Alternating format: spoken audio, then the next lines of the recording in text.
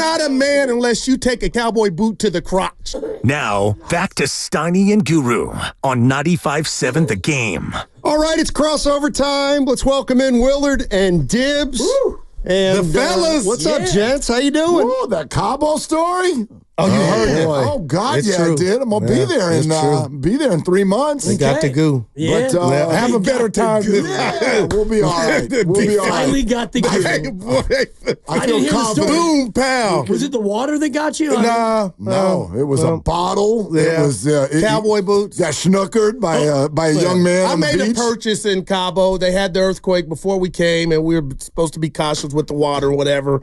Anyway, I had my margaritas, having a nice lunch on the water. Yeah. Made a purchase and God didn't come back with my product, so I went looking for it. Not with vengeance, but I was like, I'm feeling myself on the beach. Okay. And, I saw him. He ran. I ran. Like, just get my 20 back. And I ran down the wrong alley, and they put it on your boy. Oh. No questions asked. Wow. And they, Walk, pow, boom. like 3 or 4 of them? Yeah, or? about 4 or 5. It grows every time I tell the story. It should. About It 6 or should. 7. Yeah. Okay. Couldn't consummate the wedding. Yeah, because I was hurt down there. Okay. Oh, you'd consummated the wedding. Well, You know what that would have been, right? I mean, the wedding had already been consummated. The wedding. Right. I thought that doesn't happen until you do the do. Well, but you didn't that night? No, I couldn't. That was literally the day you got married? Yeah. Oh, yeah. You didn't get married that day that you were on. Thank you for helping They were going my on the story. honeymoon. Yeah. It was like their honeymoon. The honeymoon is what I meant. Okay, Yeah, but no like- whoopee on the honeymoon. But Yeah. that night, the wedding night. Yeah. Gotcha. Okay. We were in Sac. I was about to change up in here now. And thank you for Whoopi reminding me of the newlywed game. Yes. Yeah, When was the first time you made Whoopi? Can I start real quick? Do it. Please do. I don't know if you Let's guys go. been listening, but life is amazing.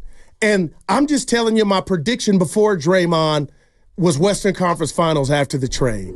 But I'm sitting there every second, guys, just thinking about what got rotten in Miami for the Warriors to get the likes of Jimmy Butler, who is now the basketball Gandhi. We're all seeing on the court and what he can do off the court. And it's just amazing about life how before the trade, people were calling trade Steph. I didn't have answers. I was down. And now all of a sudden I feel like, Dibs, I mean this, Willard, nobody might want to see us in the offs. What that means, you can answer, but this is insane where this thing might be going. That's all. Well, and we were doing kind of the sliding doors thing here before the segment started. And for anybody who doesn't understand that reference, that's an old movie that basically shows how different your life can go based on whether or not, like in this particular, the movie is, did you make the train or not? The doors are closing. I love it. If you make the train, life went this way. You don't make the train, life went that way. And the Warriors over the last, how many names have they been tied to over the last year and a half? Yeah, Steiny did it. Yeah, he Right? did A it. full Yeah. 6-shooter of The bullets clip, they dodged. the clip was full. Well, did they dodge him? I don't know how well or not well it would have gone if they had gotten those people, Paul George, Larry Markkinen, Kevin Durant, whatever. I do know this. They ended up with the guy that cost the least, circumstantially. Another There's benefit. right. There's, that Durant deal, I know, was it you guys that did the poll last week?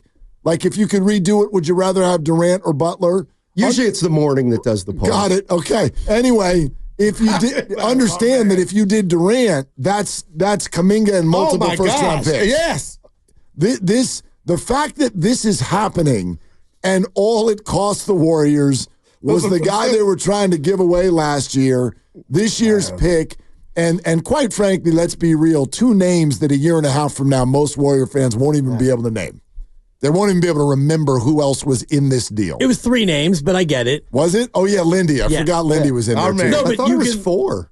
No, it was but Wiggins is and one then of the 3 4. others. Okay, gotcha. Yeah. That was Lindy, Gotcha. Dennis, and Kyle, It was right? the guy you were trying to get rid of, and then 3 names who you won't remember in 5 years, and a pick that, okay, it's a pick, and right now that pick looks like it might be 18 or 19. It's getting crappier by the minute. It sure is. Yeah. And so when you think about that, and we'll get into some of the comments that were made in the great piece in The Athletic today. It was. Marcus Thompson and I think, Sam Amick was Amick, also yep. co-authoring it. And Draymond, the quote that hit me is that Draymond reportedly told the front office, we need another a-hole. And that was his quote that about is classic. And that's kind of what they got. Yes. You got a guy who will pull somebody aside and say, you need to do X, Y, and Z, and another guy who will go at the other team, and another guy who is going to be a dog. And Wiggins is great. He's talented, and I wonder if anyone's followed what he's done in Miami. Because he's had a few good games. Well, here's funny. Kind of hit the game winner the other night. It wasn't the buzzer game winner, but it was the go-ahead bucket. No, he's not. But it's funny because on the drive in, I was thinking to myself, listening to you guys, I'm like, you know what? When I get in, I'm going to do the research on Wiggins and just see what Wiggins has done in Miami. And by the time I got here, it had totally slipped my mind because it doesn't even matter. And that to me is the bigger point because Jimmy Butler, what he's doing, his impact, the vibe. I don't need 40 shots either. No, and he doesn't need the ball. He just wants to be out there competing, distributing, defending, shooting. And, it'd be better if he didn't shoot a three, but I know he's got to take his 1 or 2 a game, and that's fine. And we all hold our nose and hopes it goes in. But how many other guys around him are better now than they were 2 weeks ago? My answer is all. Right. And Kuminga when he gets back. But I know you're a hard grader before Steiny goes. I got to throw this to you because I brought you up on the show. I heard it. You kind of had him left for dead pre-trade like a lot of people. Are you still there or has this, just for this year, are you like, ooh, they might have some action? Oh, they got action. Yeah. That's amazing. Well, it's funny because it's something that Mark and I talked about last week, and it feels like all of our feelings and emotions are game to game. And right now they've won 5 of 6, and so our emotions are sky high. And I mentioned to Mark last week, over-under playoff wins at 4.5, which would mean you'd win a series. And Mark was like, I don't know. I don't know if I would go over on 4.5. I reluctantly took the under. Oh. Right. And I still would. Okay. And that means they could win a series and you could still lose the bet if they got swept the next game. Yeah. True. That's true. But even We Believe, that thing went 5. So the We Believe team won 5 playoff games. I have a hard time. If I'm not mistaken. I don't think players like this would get swept. That would surprise me. Yeah. But anyway. No, I guess my point is that our feelings and emotions and our thoughts and our expectations and our predictions, they change over the course of a weekend. Well, and one of the things we also talked about is there's the Warriors side of this, which is where most of our energy is, but there's also what's happened around them. The trade deadline decidedly was very LeBron and Steph-esque. If you look at the Western Conference, my God, things just absolutely flipped directly to who I think are still the two faces of the league, right? Even at their age. No doubt. But if you look at Dallas making that acquisition and then Davis getting hurt, you look at the Kings moving on from De'Aaron Fox, you look at Wembanyama getting hurt, you look at Kawhi still in and out of the lineup, you look at all the injuries that have happened in Minnesota, the youth of Houston seemingly showing up. Oklahoma City and Denver are still there, and I still have they're the two favorites in the Western Conference. There's no question. And I leave Memphis out. I'm not sure sometimes what to do with them. They're good. Not sure quite what to do with them, but this thing, it completely opened up. You gave 2 A+ teammates to LeBron and Steph, and then a lot crumbled around them. So, right. I don't know. I still don't know if they'll all stay healthy. That's the big one. Yeah. Right. Yeah. Our minds right now watch the Warriors and we go, health. You can't assume that. Yeah. These guys are advanced. Can I do 30 seconds of comedy on Anthony Davis just real quick? Is it going to be funny, though, or are we going to be laughing at someone? You won't think so. Do we have to buy 2 drinks? You and I have been friends for 17 years, and I can count I can count on one hand the number of times that you have actually laughed at things that I've said. And I do. I'm patently a funny person. You're good. You're funny. Anthony Davis, the beauty of the monobrow is that nobody will know how you're feeling. You watch him yesterday, and he's not playing, and they're getting blown out. Monobrow. And he could be happy, and the brow is the monobrow. He's not going to be happy. He will not show joy or sadness or bewilderment, confusion, depression. The beauty of the monobrow is you can remain expressionless. And I think that bothers. Maybe not that funny. Go ahead, Steiny. I thought that it was a curiosity. Interesting that it was funny. He laughed. You got him. If you watched him yesterday, it's like, ooh, Dallas making a run. Cut to Anthony Davis. monobrow. Ooh, Dallas is down 33.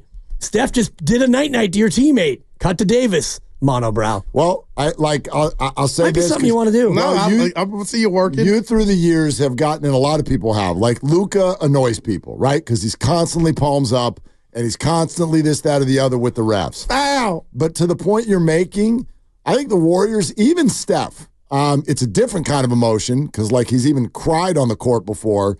But the Warriors have 3 stars. You do not have any question about where they stand. You can see it all over their face. It's sitting on their shoulder. I would take that all day long over the sort of just stoic kind of the Nikola Jokic. Right. Where we're just like, no emotion. Yeah. Rock face. Yeah. And I'm going to die on this island. Shout out Gilligan. I really believe what you just described about AD is why that trade went down and Bron was tired of not having a guy that he felt like. So I know the streets tell, Guru, nobody knew. I don't buy that. I believe LeBron knew. And I believe what you just described about Anthony Davis is why Bron felt like he needed to change and signed off. But that makes it sound like it came from the Lakers. This trade came from Dallas, didn't it? But you got to say it take 2 to tango. You got to say yes. Despite all the evidence to the contrary, you think LeBron I'm a conspiracy knew. theorist. Yeah, no doubt. Okay. They drafted your son. I don't think it's crazy. Okay. I mean, LeBron has never not that known reason anything before. And AD's hurt, oh, by the way. And I wonder if Steph and Draymond had ever gone to management and said, do you see what we have with Andrew Wiggins? Can we get somebody with a little bit more fire? To think that never happened to me is But what if it did and there was nothing greater coming back like when they were trying to shop him? Well, then they waited. They were smart to wait. And they waited. And, Steiny, you're right about dodging bullets. And maybe this was the last best deal they could do. Yeah. But so far, it looked like it's serendipity. Things have worked out in their favor. No doubt. No doubt. You're listening to 95.7 The Game, KGMZ FM and HD1 San Francisco. Always live on the free Odyssey app, Twitch and YouTube powered by First NorCal Credit Union. I mean, the thing to me that's been most impressive about Butler is the way he's doing it.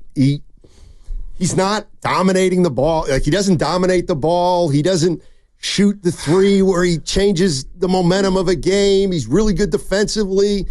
So he's managed to do it without becoming this number one option for a new team. And you know why? Because he's an all-around player. He can do a lot of different things.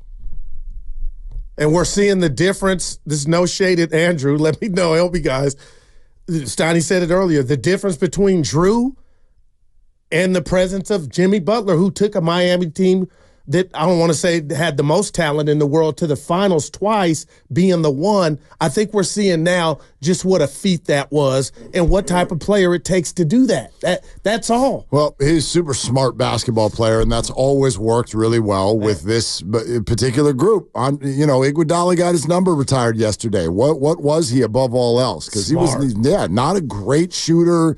I don't know that Andre Iguodala, if you spotlight something physical, he's a great defender. He was a great defender. Obviously, he was a good finisher, very athletic player. He's long. You could do all these. He's a great player.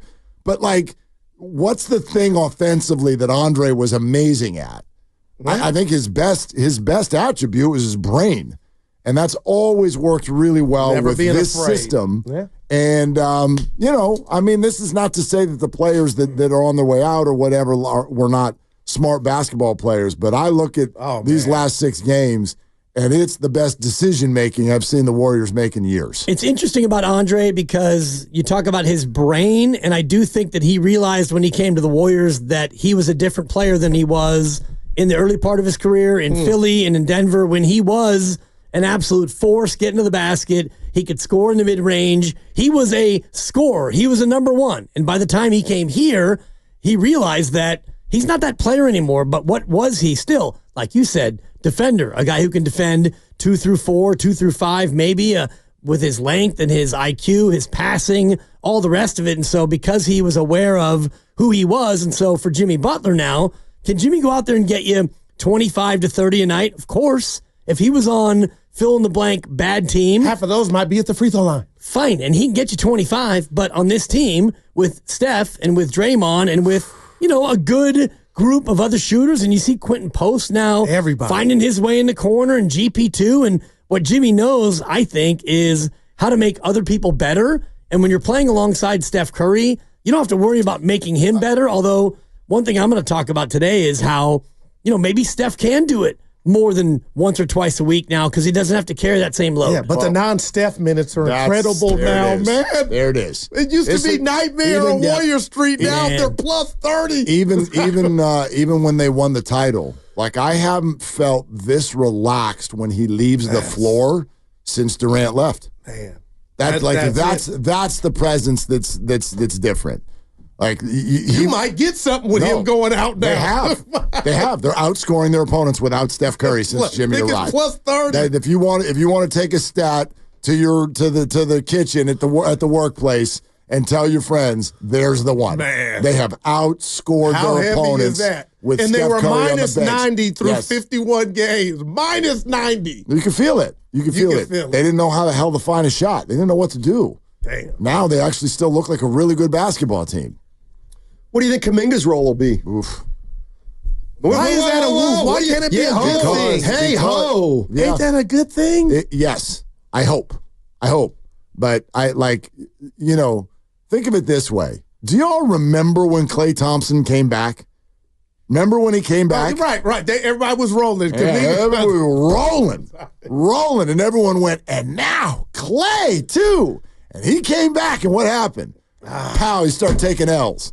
Because you have to fit a presence into the room. Damn. I'm not saying long-term it's a problem. It's a good thing. He's a good player. They need youth. They need athleticism. I just think it's going to be challenging. It's going to be challenging. Plus, the brand of basketball that we just talked about has not been Jonathan Kuminga's strength. Decision-making has not been his strength. Athleticism is his strength. So that's great. Got to figure that out. I just think it's it could be bumpy at moments. It could be, but it's a little bit easier because with Klay, it becomes an accommodation sensation where you have to accommodate Klay. He's a Hall of Famer and a four-time champ. You can't just take Klay and say, all right, Klay, we're going to ease you back in. With JK, you can kind of say, all right, JK, we're going to ease you back in a little bit more because you're a young player and, things are going great. It doesn't mean that he's going to get the TJD treatment. I'm not saying that. Oh, no, right. But it's not going to be, I'm healthy, I get 30 minutes. It's going to be, how about 16 to 20? So you don't expect him to start at all? No. I don't expect him to start, period, even if he's playing great. I think what they have right now in their starting lineup is working, and I do think that it comes down to more like Kuminga or Moody in the four, like how does that minute share go? Because you watch Moody yesterday, and he does all the little things that you need. And Kuminga doesn't yet do that, where there's a rebound that's 50-50, and Moody's got a hand in there, and it's boop, he pokes it, or he gets it, and he finishes. He does like the dirty work stuff, and it's not to say JK can't. What JK brings, Jonathan Kuminga, is something that they kind of already have. Like, they've got somebody who can get to the line, Butler. They've got a finisher at the rim, Steph Curry. They've got a rebounder, Brandon Podjemski, ladies and gentlemen, and Kavon. So I love what he can bring, but if you say it that way, like what Dibs just said, when you watch the Warriors the last 6 games, are you looking for fewer minutes from Moses Moody? I'm not. He's been fantastic. I give him his flowers. Okay, man. So what does JK's return mean? And he's playing fewer more. minutes 28 for Moses. minutes. He's playing more. Yeah. So I'm not like saying he can't this, that, or the other, but Moses has fit really well with what they're doing. And now you're probably going to take a third of what he's doing off the floor. And JK better fill that in nicely. And take it above and beyond. I mean, I feel like Moody is a player who, for whatever reason, when Butler arrived, everybody just gets pushed down in terms of the pecking order. And because now they have, I think Draymond's playing a lot better since they got Butler on offense, too. And so when you look at Moody as a guy who doesn't have to make threes all the time, but when he does, it really helps. Like, I just think he's in a more comfortable role where kind of being steady Eddie is good for this team because they're better now, but steady Eddie before didn't really help them a lot because they needed an injection beside him. Well, who works better with ball movement? Jonathan Kuminga or Moses Moody? Moody. That's what I'm watching right now. Their ball movement is impeccable. And the ball is moving around the ring. And they're like, just look at what Jimmy talked about in this article today. Yeah. Make the right pass. And the ball moves around, and who do you want when the ball hits you for the open three? You want Moody or JK? And JK has to have the ball in his hands and break. Again, this isn't a criticism. Right, I got you. It's just I don't see this. It's going to show his head. We're going to just going to be this seamless reveal itself. Snap of finger. They're playing really, really well right now. Yeah, and Steve Kerr today at 5. Oh man, that's right. He's going to be in a good mood. Yeah, you would think. And, he won't speculate on who JK plays best with, but we can kind of pick his brain about what style basketball they've played, what style of basketball suits JK, because when Kuminga comes back, and Mark's right about like ball movement, and Jimmy's really good at it and moving it around, and Kuminga's more of a, I get it. I'm going downhill. I'm going to go downhill and make something happen. So who are the players that he can play with that kind of suit what he does best? It also feels like they're more, I don't know if it's better, but they're more competent in the half court now than they've been. And, that probably doesn't favor Kuminga as much as Moody. And again, like, I don't know what Kuminga's going to bring. I don't know what his role's going to be, but I'm with Willard. It's like, it could be great. It could be, but they got to figure it out. Yeah, they've got to figure it out. And to that point, I'm the biggest Moses Moody fan. But when I say with bravado they're going to the Western Conference Finals, this team, I got in my formula Jonathan Kuminga starting. I had starting or being Andre Iguodala coming off the bench, and you go get yours, young fella. So this is no shade at Moses, but if you guys are telling me, if he's slow to come back from the injury and it's Moody, I didn't come in here today excited about 5-1. That's what the record is. I told Steiny it's the endless possibilities of what they can be when this season's over. But my goodness, I just don't know if you can be that great and beat the top-tier teams in a series with no impact from Kuminga, and that would have me shocked. You might be right. I just think there's going to be a process to getting there. And turbulence. Or like maybe not, but they're I don't think it's as easy as just like they look like this and now they get another good player. Right. I don't think it's that easy. No, I always think there's going to be an adjustment, and they could turn out to be a better whole product with Kuminga, but they have to be a better whole product with Kuminga. Man. So let me ask you guys this before you roll out of here: how many teams do I name got time with. Before you get? And I'm going to phrase it like this. In the West, the likelihood of this team coming out of the West, how many teams do I get to before you get to the Warriors? So you tell me if you think the Warriors are more likely to go to the NBA Finals than said team. Okay? Thunder. No. Okay? Nuggets. No.